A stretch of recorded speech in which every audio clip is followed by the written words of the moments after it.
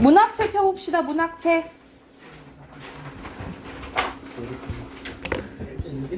여러분 문학 86쪽입니다. 86쪽 볼게요.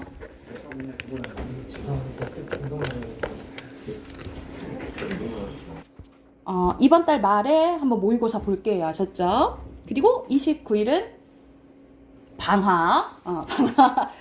4일이에요? 방학이? 혹시 시간이에요? 네. 몇 번이 제일 많이 나겠다. 몇 번이 제일 많이 나오냐고요? 그런 거 생각 안 했는데요. 그런 거 번호를 생각하면 안 되지. 골고루 나와요. 골고루. 예측할 수 없어요.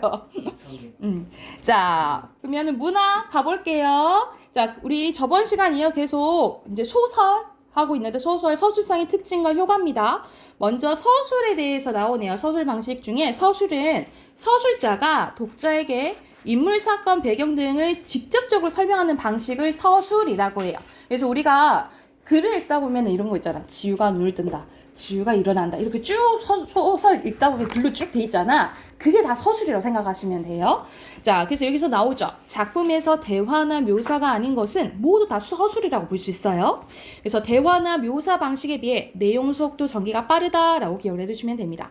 여기서는 이제 밑에는 서술의 종류들이 나와 있는데 첫 번째 의식의 흐름에 따른 서술이 있는데요. 우리가 의식 흐름에 따라 뭐 행동한다 하잖아. 그치? 말 그대로 우리가 생각나는 대로 다 쓰는 것을 의식의 흐름 기법이라고 해요. 그래서 인물의 심리를 무의식적인 것까지 인과관계 없이 그대로 드러내는 방식이라고 보시면 됩니다. 그래서 내적 도백이 우리 속으로 생각하는 거죠. 내적 도백이 작품 전체 혹은 일부에 걸쳐 지속적으로 드러나는 것을 말하는데요.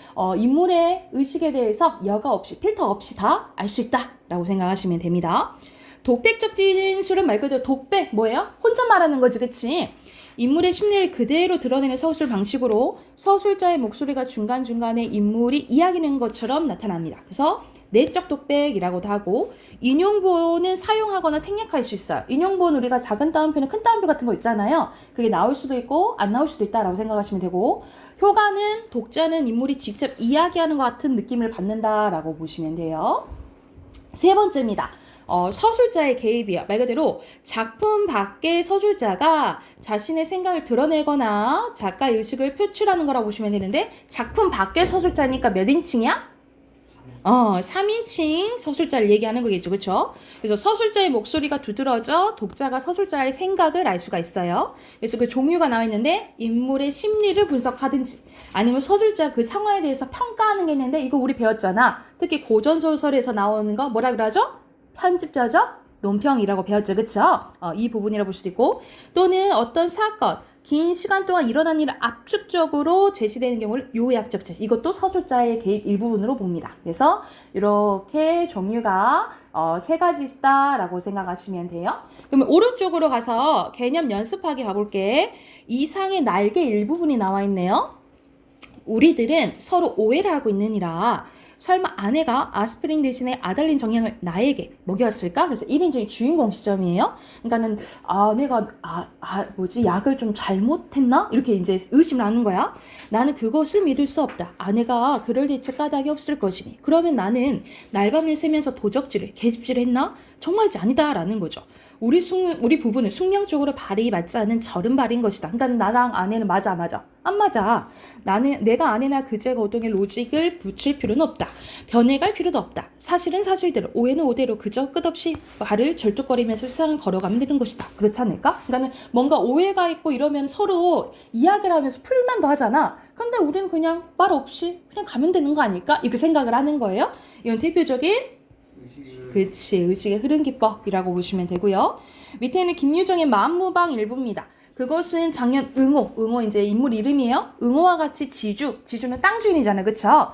지주 문전에서 타작을 하던 친구랑 묻진 하늘이라 한 해 동안 애를 졸이며 호처식 모양으로 알뜰히 갖고 그 별을 얻어들임은 기쁨에 틀림없었다. 꼭두 새부터 에엣 하며 괴로움을 모른다. 그러나 캄캄하도록 털고 나면 지주에게 도치를 대하고 장리쌀 제하고 색초를 제하고 보니 남은 것은 등줄기에 흐르는 식은땀이 있을 따름. 그러니까는 땅을 빌려서 농사를 짓는 사람 소장농이라 하잖아요. 이 소장농 입장에서는 다 제하면 남는 게 있어 없어?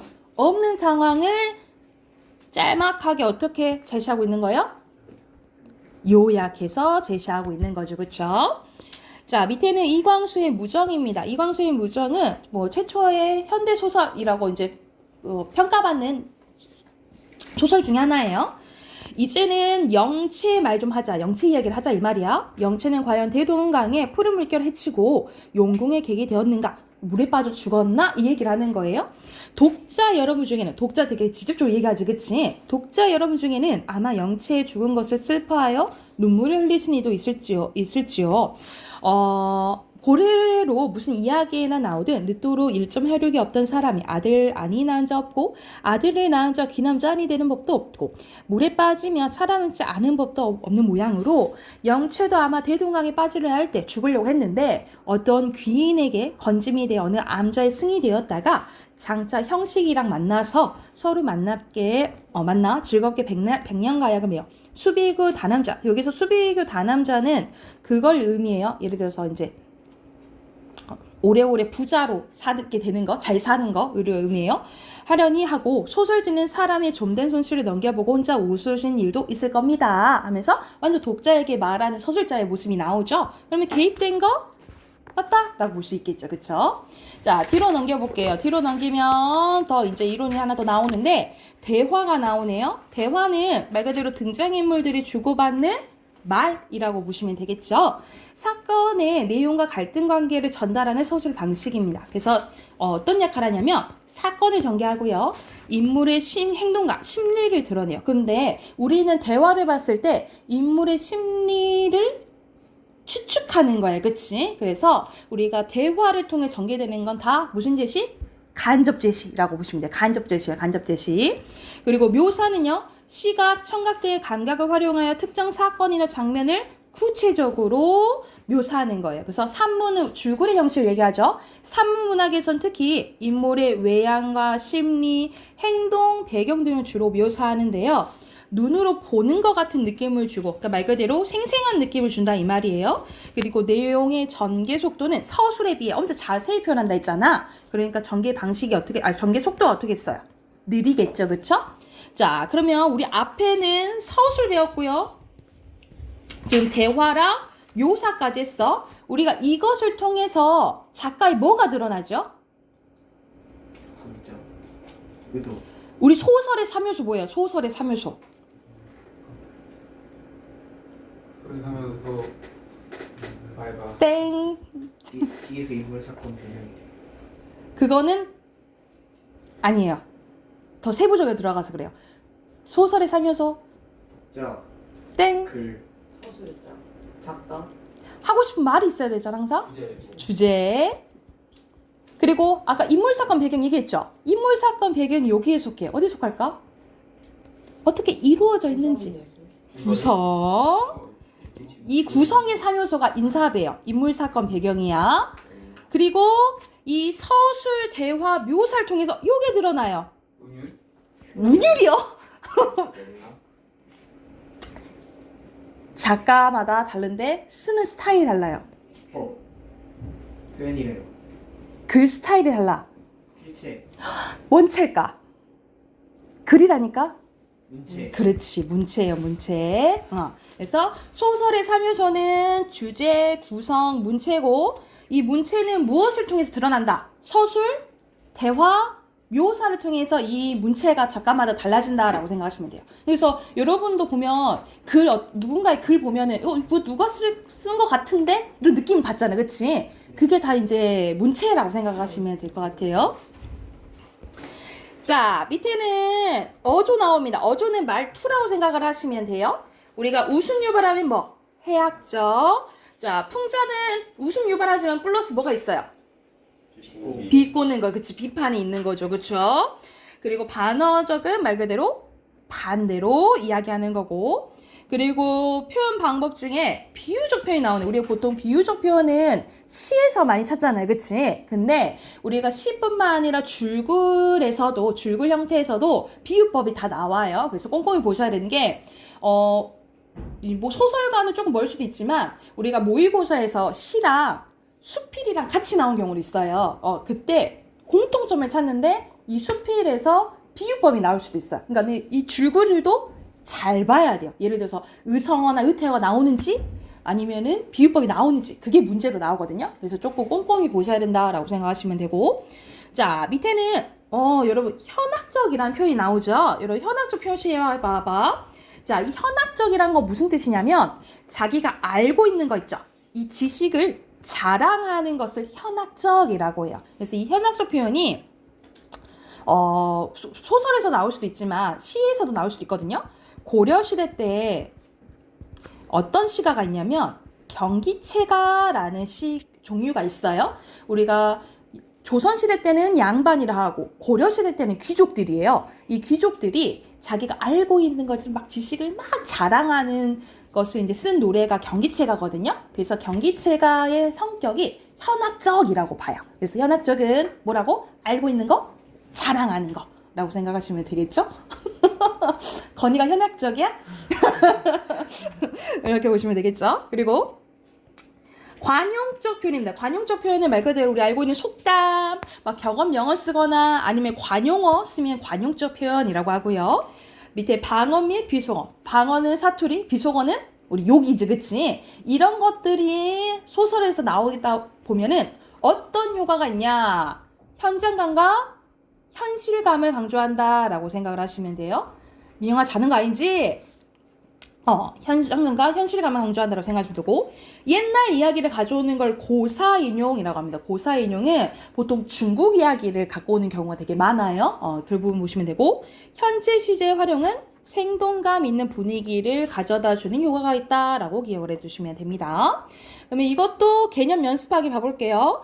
윤흥길의 완장입니다. 우리가 어떤 장을 하게 되면은 여기 완장 찾아, 그쵸? 그 완장을 얘기하는데 자 대화 보면요. 에이 참 엄니는 동네에서 사람 돼지 좁게 받고 살라는 그런 아들이 그렇게도 영 못마땅허요? 돌아가신 양반이 생각이 나서 안 그러냐? 아버지 말이 나오는 바람에 종술은 갑자기 말문이 막혔대요. 어머니의 심정은 대강은 이해할 것 같았다. 하지만 완장이라면 사직을 못 쓰는 거다. 다 집빗줄인갑다. 그 완장하고 이 완장 의미의 승집을 또 다르단 말이요. 하면서 지금 엄마와 아들의 갈등이 나와 있네요. 그쵸? 그럼 여기서는 대화로 전개되고 있는 거 주로 맞죠, 그쵸? 두 번째는 이효석의 메밀꽃 필 무렵입니다. 여러분 이거 타자 연습하면서 많이 봤죠? 보면은 길은 지금 긴 산허리에 걸려있다. 밤중이 지난 무렵인지 죽은 듯이 고요한 속에서 짐승 같은 달. 지규법 쓰였죠, 그쵸? 그리고 달의 숨소리가 있어? 그럼 이건 의인법도 될 수도 있겠지만 화류법도 볼 수도 있겠죠, 그쵸? 자, 손에 잡힐 듯이 들리며 콩포기와 옥수수 잎새가 한층 달에 푸르게 젖었다. 시각 쓰였고요. 산허리는 온통 메밀밭이어서 피기 시작한 꽃이 소금을 뿌린 듯이 또 지규법.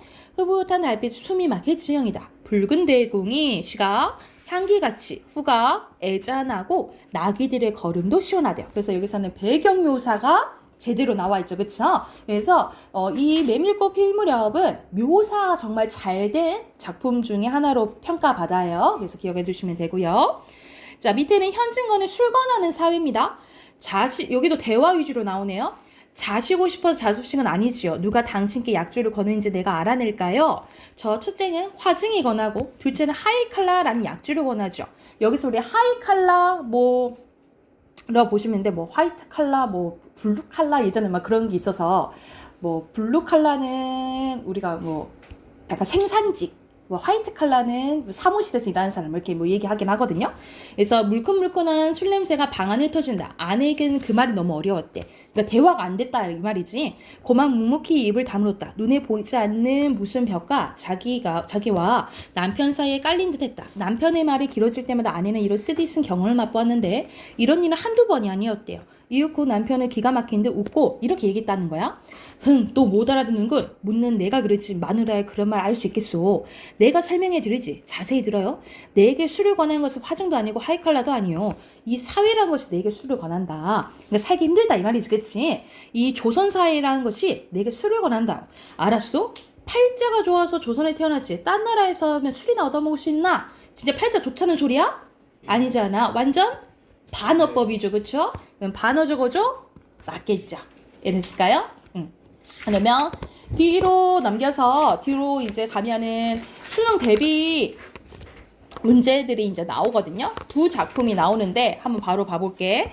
이거는 첫 번째 작품은 최만식의 태평천하였는데 우리가 이거 빠장 했을 때도 전에 했었어요, 한번. 그래서 태평천은 우리가 편안한 세상을 얘기를 하잖아. 근데 여기서 주인공이 누구냐면 윤직원 영감이에요. 윤직원 영감이 주인공이고 그의 아들이 창식이가 있고 그의 또 아들 2명 있는데 종수랑 종학이가 있어요.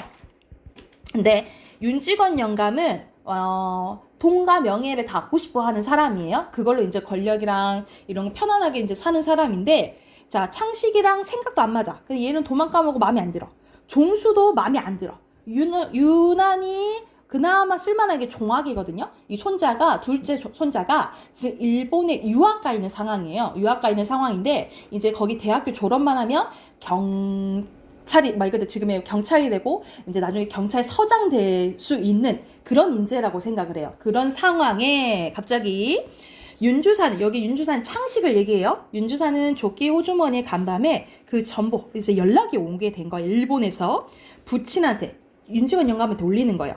윤직원 영감은 최대 전보를 받아 쓱 들여다보며 커다랗게 읽습니다. 물론 원문은 일문이니까 몰랐고 일본어였다 이 말이야. 그래서 여기서 시대적 배경이 일제 강점기 때예요. 일제 강점기 때에 윤주산의 서사 민서방이 번역해줬다라는 거죠. 종학 사상관계로 경시청에 피검라니 이게 무슨 소리다냐? 종학이가 사상관계로 경찰에 붙잡혔다라는 거죠. 사상관계라니 그놈이 사회주의에 참여를 했다라는 거야.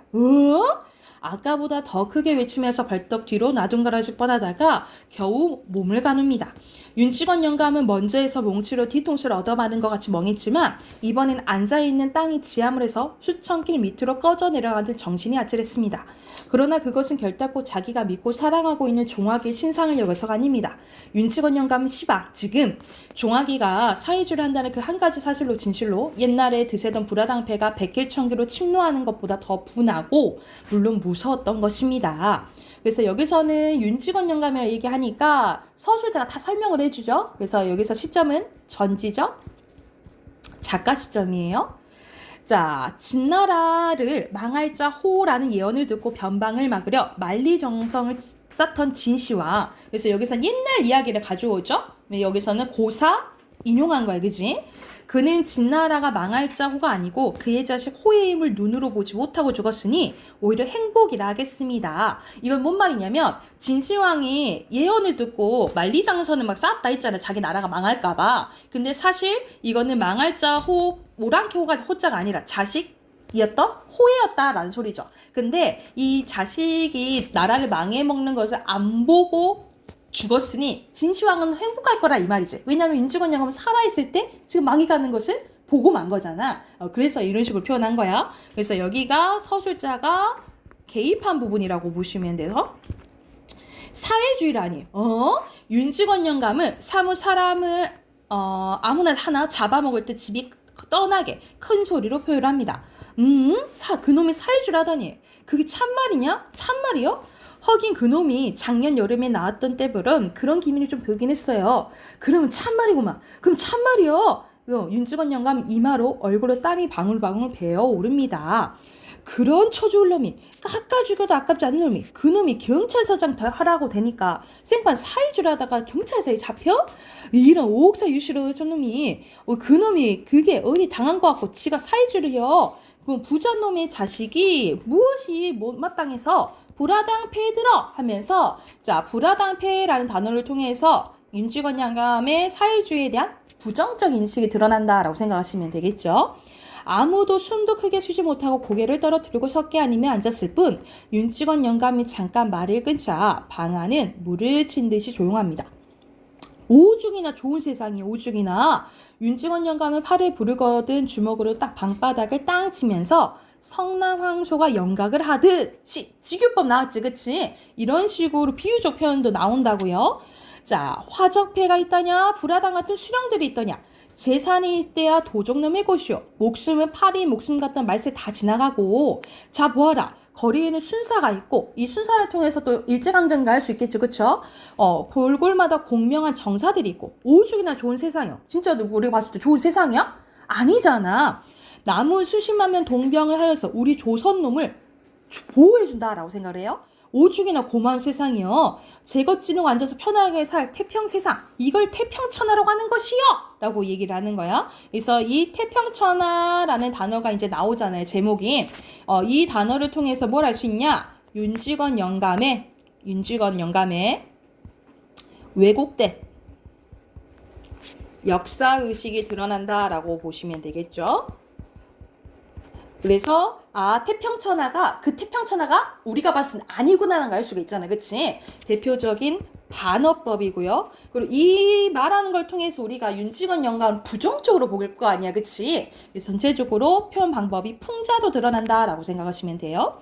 태평천하. 그런데 이런 태평천하에 태어난 부처놈의 자식이 더군다나 왜 지가 떵떵거리고 편안하게 살 것이지 어찌 지가 망쳐놓을 불화당패에 참여를 혀 하면서 자 윤직원 영감은 본인이 약간 돈이면 편하게 살 그 세상을 태평천하라고 생각을 하는 거예요. 그래서 이 믿던 도끼에 발등 찍힌 이야기라고 생각을 하시면 됩니다. 그래서 주제 써놓을게요. 주제는요. 일제강점기 지주 집안의 세대 간 갈등과 가족의 몰락에 대해서 이야기한 소설이라고 보시면 됩니다. 주제 쓰셨으면 옆에 세 문제 있죠? 세 문제 바로 풀어보세요. 자, 답 확인해 봅시다. 여기서 1번에 알맞지 않은 것은 시간의 흐름 있고 비유적 염각하듯 있었잖아. 그치? 3인칭 설자 맞고요. 배경 묘사 제대로 돼 있어? 대화 위주로 돼 있잖아. 그치? 4번이고요. 2번에는 선생님이 거의 다 알려줬죠? 서술자의 개입입니다. 그리고 윤직원 영감이 생각하는 태평천하는요. 어떠한 방법으로든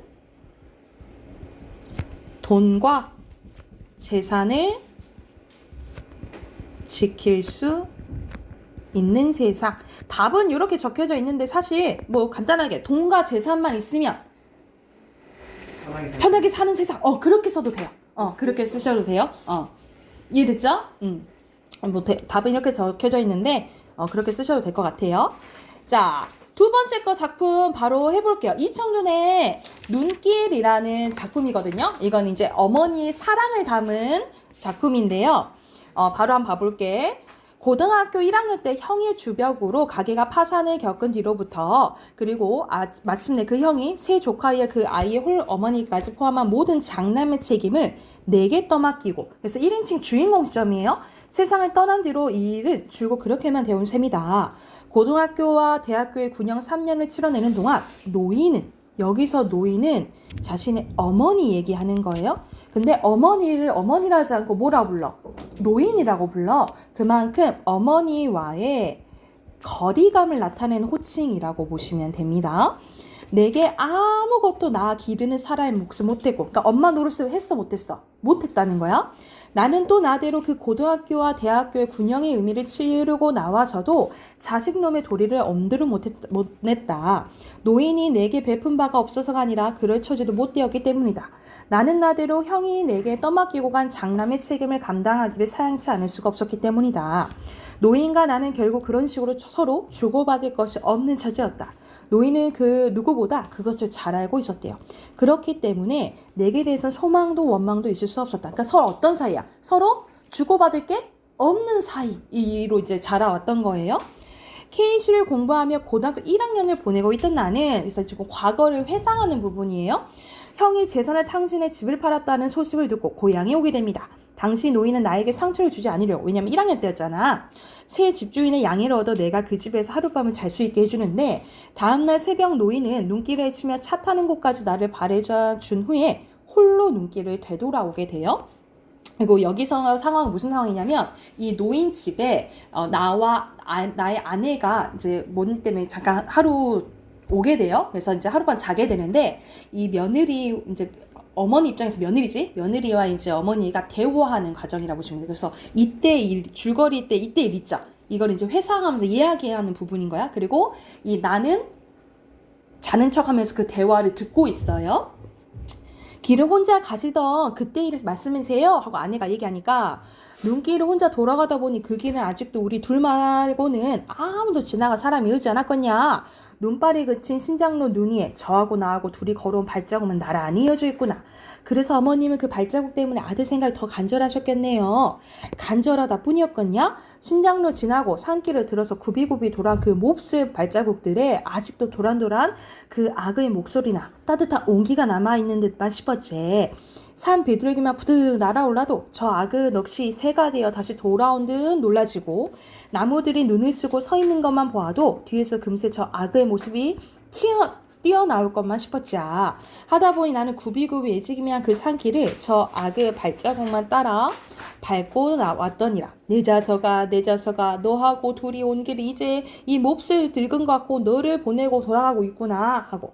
어머님 그때 우시지 않았어요? 울기만 했겠냐? 오목오목 뒤져온 그 악의 발자국 때 한없는 눈물을 뿌리며 돌아왔지.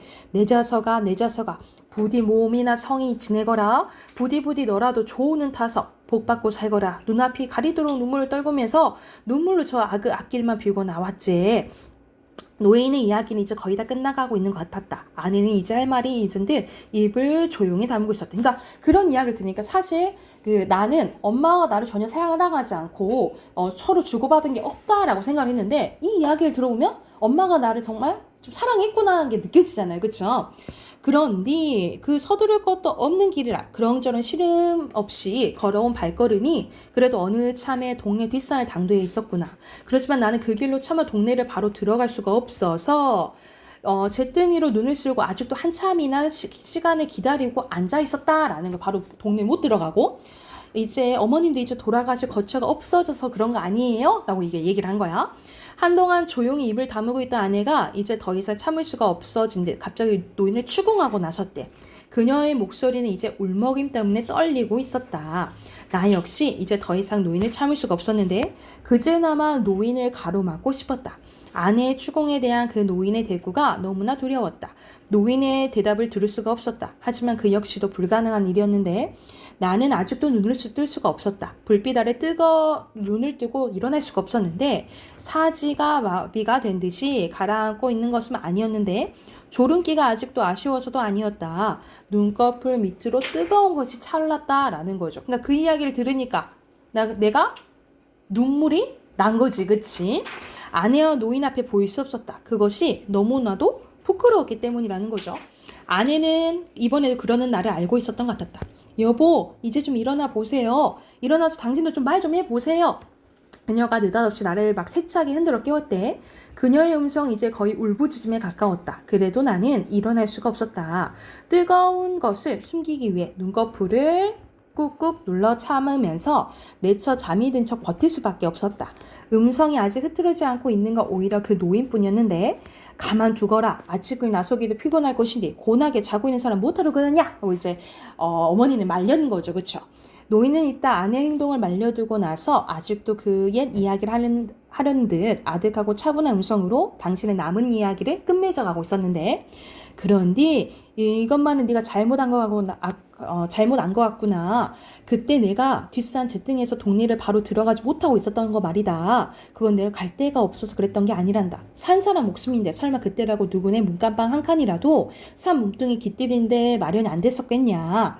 갈 데가 없어서 아니라 아침 햇살에 활짝 퍼져 들어있는데 그 눈에 덮이는 그 우리 집 지붕까지 햇살 때문에 볼 수가 없더구나. 더구나 동네에서 아침 드는 연기가 한참인데 그렇게 아침 햇살 때문에 시린 눈 해가지고 그 햇살이 부끄러워 차마 어떻게 그 동네 골목을 들어설 수가 있더냐.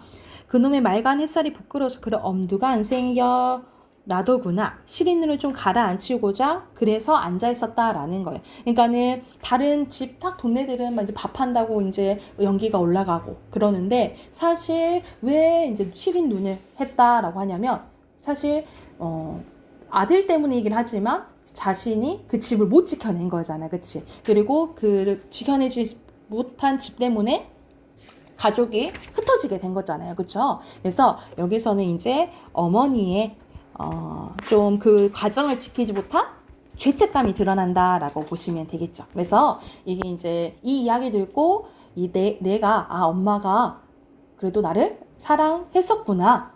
그러면서 반성하게 돼요. 그래서 나중에 호칭이 노인에서 어머니로 이제 바뀌거든요. 그렇게 끝나게 되는 이야기라고 보시면 됩니다. 그래서 주제 이제 바로 쓰면 주제는요. 어머니의 무한한 사랑에 대한 깨달음과 인간적 화해를 다룬 이야기라고 보시면 됩니다. 이것도 바로 세 문제 있죠? 주제 쓰고 바로 문제 푸세요.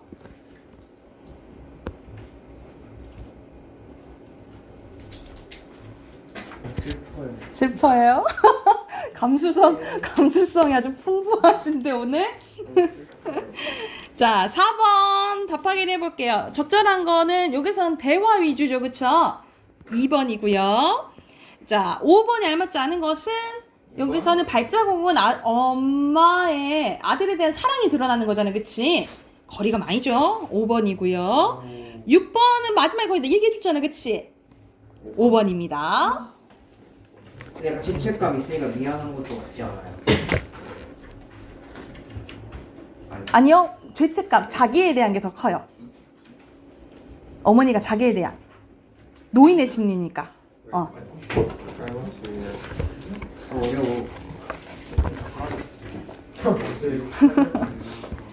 우리 비문학 그때 채점 못했죠? 채점해야 되죠?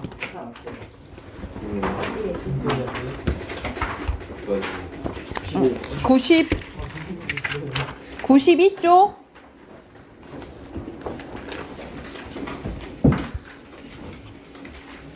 기억 안 나네요. 92쪽입니다. 5번. 자, 1번에 밑에 빈칸 넣는 거 먼저 나오네요. 순서대로 선택, 이득, 손실.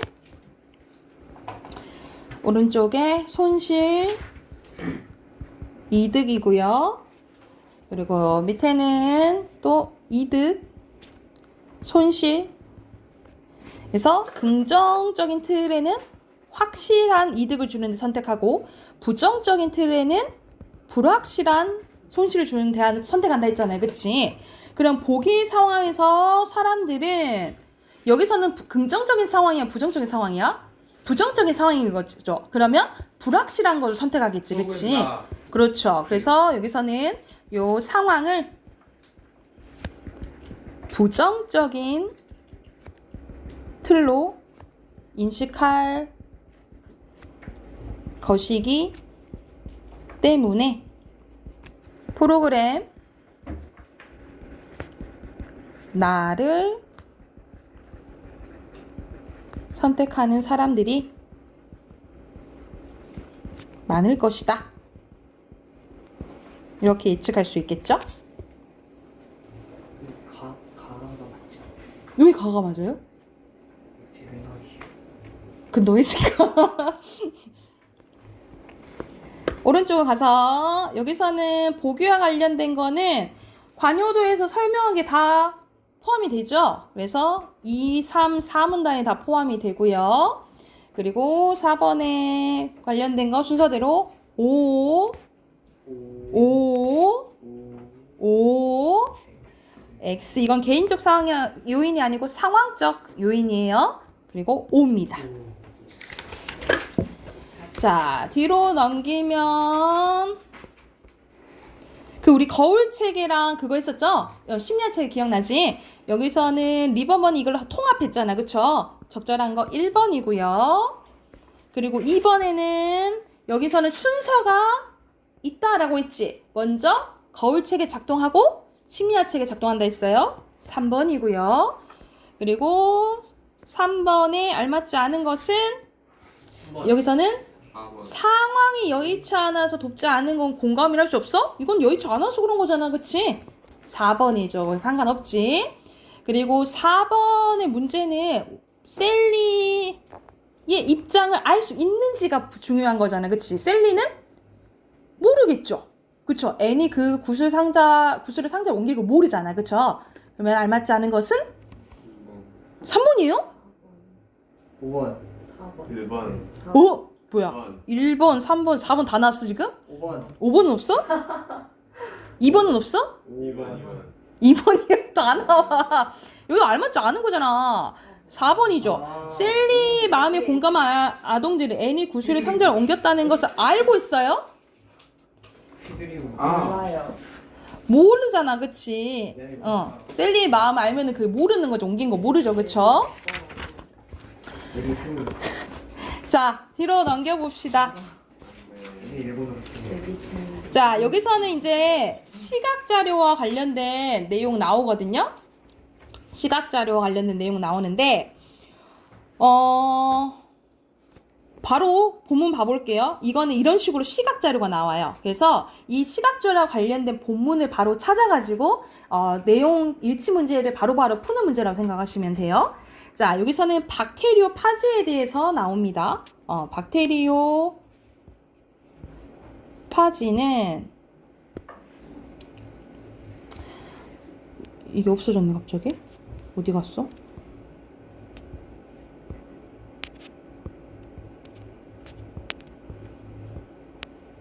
우선 해볼게요. 박테리오 파지는 머리와 꼬리 섬유로 이루어져 있는데 머리는 다면체로 되어 있고 그 밑에는 길쭉한 꼬리가 그리고 꼬리 밑으로는 갈고리 모양의 꼬리 섬유가 붙어 있어요. 머리에는 박테리오 파지라고 파지의 핵심을 알 수 있는 유전 물질이 있는데 이 유전 물질은 단백질 껍질로 보호되어 있습니다.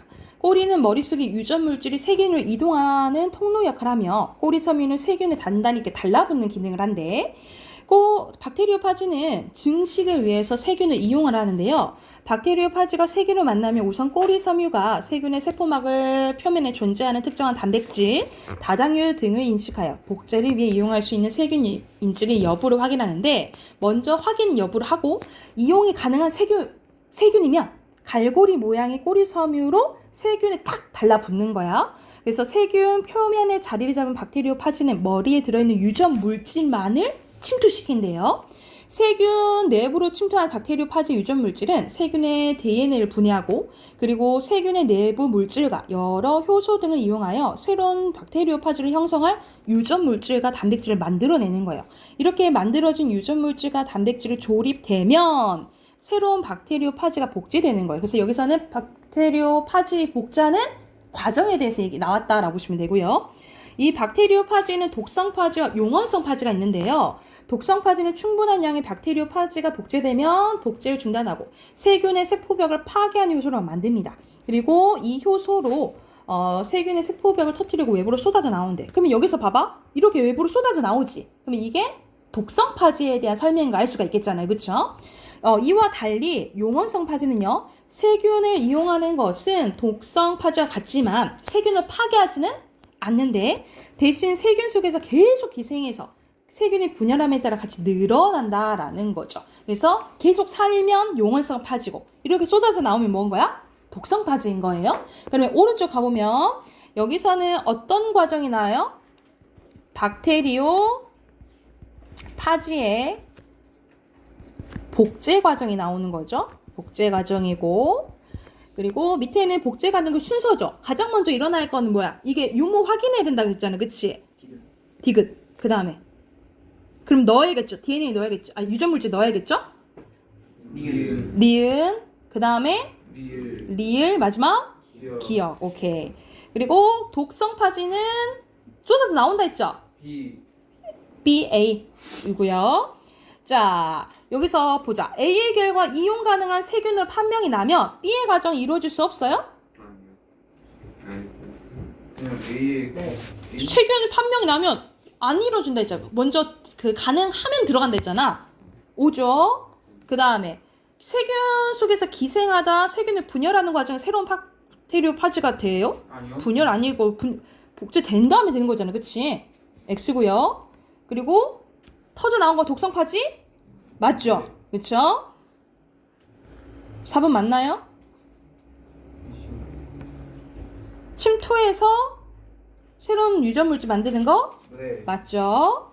그리고 이거는 뭐 관련된 거 있어? 독성 파지라 했지? X입니다. 이랬나요? 이런 식으로 푸는 문제예요. 98쪽부터 여러분 101쪽까지 숙제로 할게요. 그래서 숙제 비문학 여기 풀어오시고 틀린 단어 써오세요. 아셨죠? 여기까지 할게요.